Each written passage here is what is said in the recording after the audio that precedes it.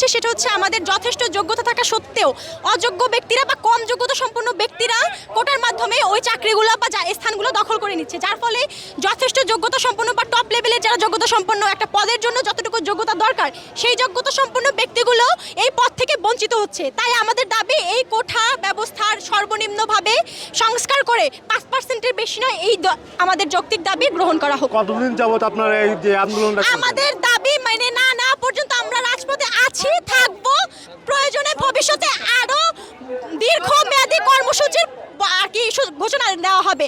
এখন হচ্ছে কোঠাটা এইভাবে নিয়ে আসেন যে কোঠাটা তার বাবা ইউজ করছে সেটা তার সন্তান ইউজ করতে পারবে না, আবার যে বাবা ইউজ করতে পারে না সেটা তার সন্তান ইউজ করবে। এইভাবে তো সবার জন্য কোঠা না, যে বাবা ইউজ করছে তারপর তার ছেলে, তারপরে তার ছেলে নাতি তারপর নাতিপতি, সবাই তো এইভাবে কোঠা পেতে পারে না। আমার বাবা একজন গার্মেন্টস কর্মকর্তা, ঠিক আছে, আমার বাবাও তো একজন যোদ্ধা। বাংলাদেশের সবচেয়ে অর্থনীতিতে মূল ভূমিকা রাখে কারা? রেমিটেন্স আর হলো গার্মেন্টস। তাহলে গার্মেন্টস কর্মীদের আর রেমিটেন্স কর্মীদের জন্য কি ব্যবস্থা করেছে সরকার, এটা আমার প্রশ্ন রইল। ঠিক আছে, আর কিছু বলতে চান? না, আমি আর কিছু বলতে চাই না। এটাই আন্দোলন, এটাই নিয়ে আন্দোলন। হ্যাঁ, এটা নিয়ে আন্দোলন যে সমতা রাখতে হবে। কোটা বিরোধী আন্দোলন করছি আমরা কোটা সম্পূর্ণরূপে বাতিল কোটা করতে বিরোধী কোটা সংস্করণ আইন চাচ্ছি। আমরা সম্পূর্ণরূপে কোটা একবারও বাতিল করতে বলছি না, আমরা বলছি 5% কোটা থাকবে, একটা সমতা থাকবে। আমরা পাকিস্তান আমলে যেই কারণে হচ্ছে এত সংগ্রাম করলাম সেই জিনিসটাই যদি আবার ফিরতে আমরা পেয়ে থাকি তাহলে এটা তো আমাদের জন্য খুবই লজ্জাজনক একটি বিষয়। আমরা 47 সালে দেশ ভাগ হওয়ার পরে পূর্ব পাকিস্তান পশ্চিম পাকিস্তানের মধ্যে একটা বৈষম্যর অন্যতম কারণ ছিল কোটা।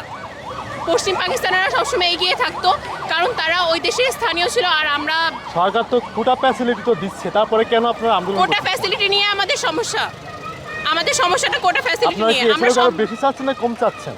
আমরা কোটাটাকে 5%-এর বেশি চাচ্ছি না। যারা মুক্তিযোদ্ধা তাদের সন্তানরা পাক, আমাদের আপত্তি নাই, তাদের বংশ পেতেই থাকবে আর একদল এভাবে হচ্ছে অবহেলিত হবে, এটা তো হতে পারে না। মানে আপনি এটা বুঝাচ্ছেন যে যারা মূলত কোটা পাচ্ছে, দেখা গেল একটা মুক্তিযোদ্ধার সন্তান পাচ্ছে, তার সন্তান পাচ্ছে, তার সন্তান পাচ্ছে, এইভাবে সম্মান করি আমরা, মুক্তিযোদ্ধার সন্তান হিসেবে তাকেও সম্মান করি, কিন্তু তার বাচ্চা তার হচ্ছে কোটা বাংলাদেশ থেকে একবারে আমরা নিষিদ্ধ চাই এরকম না। আমরা চাচ্ছি যে কোটাটা আমাদের যারা সমন্বয়ক আছে তারা 5%-এর একটা প্রস্তাব রেখেছেন। আমাদের আদালত যেই রায়টা দিয়েছেন আমরা সেটার যথাযথ সম্মান করছি, কিন্তু আমরা আদালতের রায়ের বিরুদ্ধে না। কিন্তু আমরা চাচ্ছি যে সব ক্ষেত্রে যে ধরনের কোটাগুলো আছে সব জানি কোটাগুলো একটা সহনীয় পর্যায়ে নিয়ে আসা হয়।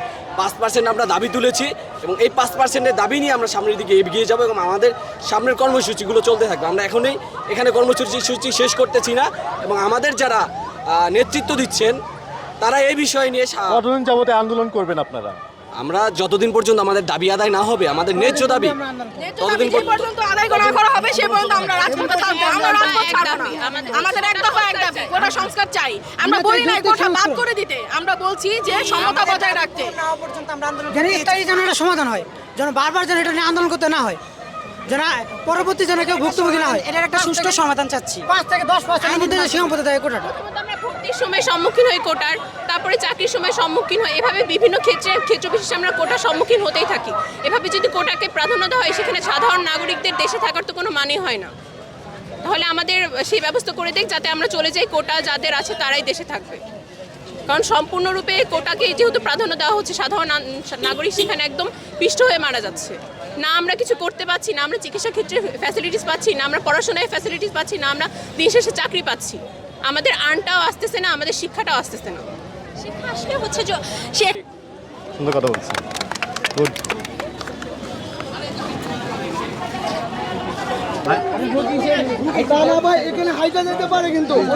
আরে ভাই রুগী দিয়ে দেন ভাই।